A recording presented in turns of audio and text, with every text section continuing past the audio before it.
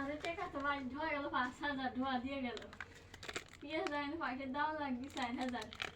সবজি দেওয়া লাগবে 1500 কত হচ্ছে 5,500 আব্বার ওঠে মানুষ আসবি তোমার মাংস কিনতেই লাগবে 1,000 টাকা